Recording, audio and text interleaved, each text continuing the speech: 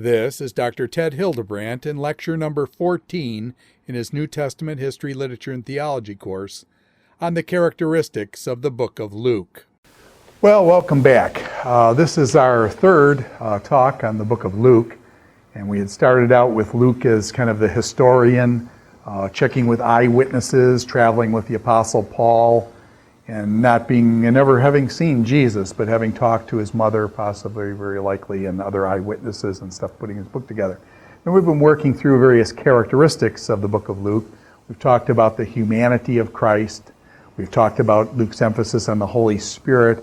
We've talked about the parables of Luke and unique, distinct material that Luke has of these parables and miracles. And in his miracle stories, telling about specializing in women who are widows and only child types of things that Luke seems to be very sensitive to the human condition and pulls those types of things in.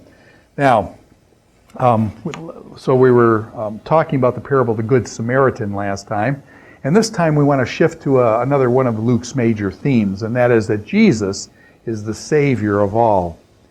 And so how do we pick this up? Well, you look at the unique things that have statements that Luke makes. So, for example, when Simeon, that old man that was waiting for the consolation of Israel, picks Jesus up in his arms, "Sovereign Lord, as you have promised, now dismiss your servant in peace, for my eyes have seen your salvation." Referring to Jesus and picking the baby up, my eyes have seen your salvation. And so Jesus is portrayed as a Savior in the book of Luke. Matthew portrays Christ as King. Luke is kind of the amazing suffering servant. And now in Luke, we get Christ portrayed as the Savior, the soter, from soteriology, the Savior.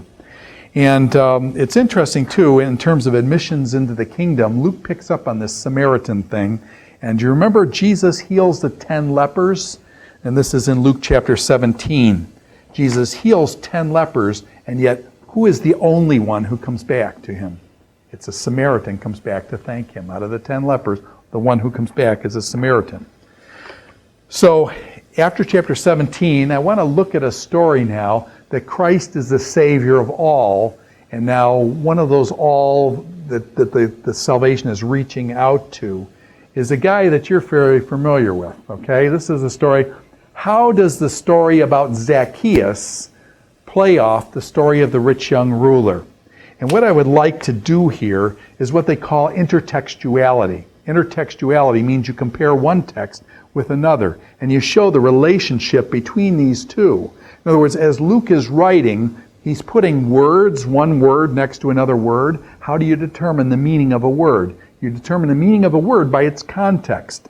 What is context? The context of the words that come before it and the words that come after it, the words in the sentence that finish out the idea of the sentence. How does that word fit into the sentence? But that's just not where it stops. How does that sentence fit into the paragraph? What is its role in the paragraph? Is it in the introductory part of the paragraph? Is it in conclusion, or is it in the middle of the paragraph? Is it developing the argument? What role does that sentence play in the paragraph? And then you ask the question, what role does that paragraph play in the greater story? So the story may be, have 5 or 7 paragraphs. So what role does that paragraph play in the story? I often tell people when you're going to write on my exams, you're going to write an essay. Basically, there's 3 steps to writing an essay. You write an introduction in which you introduce and say, okay, I'm going to talk about these following 3 things, 1, 2, 3, and you do an introduction. Then you actually elaborate. Here's point number 1, and then you have a paragraph. It elaborates on point number 1. Then you have point number 2, you elaborate on that, and then point number 3, you elaborate on that, and then what do you do at the end?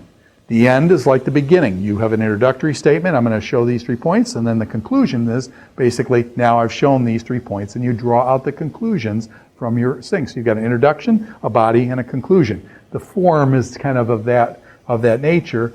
And so here we're asking, what is the relationship of the story of the rich young ruler and the story of Zacchaeus? They kind of play off each other. So Luke puts these stories almost back to back here in chapters 17 and 18 and things, and we'll want to look at those in detail here. So let's work with the story of the rich young ruler. I'm not going to read through the story, but you remember the rich young ruler comes to Jesus and basically, what must I do for eternal life kind of thing? And Jesus say, says basically, give everything you have to the poor. He says, well, first Jesus says, keep the law, honor your father and mother, don't kill, do 10 Commandments kind of stuff. And the guy says, I've done all those things since my youth. And Mark, who records the same story, says that Jesus looked at him and had love for him. And then Jesus said, if you want to be really perfect, then basically give everything you have to the poor. And the guy goes away sorrowful because he had much. And so then the question comes up is, at the end of the story of the rich young ruler, the story ends up, and this is, I think, important in terms of how the story concludes. Let me get to the story of the rich young ruler here. Yeah, okay.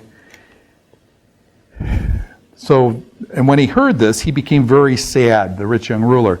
This is chapter 18, verse 23, because he was a man of great wealth. And Jesus looked at him and said, how hard is it for the rich to enter into the kingdom of God? It is easier for a camel to go through the eye of a needle than for a rich man to enter in the kingdom of God.